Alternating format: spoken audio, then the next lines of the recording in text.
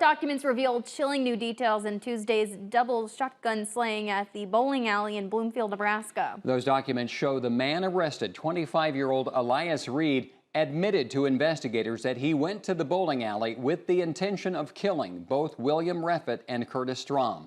In an interview after his arrest on the day of the killings, Elias told investigators he walked into Kurt's Lanes with a shotgun concealed in a cardboard box.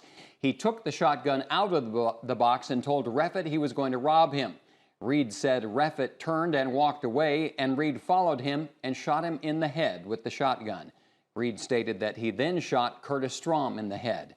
Reed told investigators that he figured that since he was there, he may as well take the money from the business as well. Reed told investigators he took cash from a wallet and out of the register and then walked out the back door. Reed faces 2 counts of first-degree murder. He's scheduled to be arraigned in Knox County Court on March 7th. Reed's wife, 27-year-old Kaylin Sweezy, told investigators she helped Reed dispose of the shotgun along a gravel road near the town of Center. She faces a charge of tampering with evidence.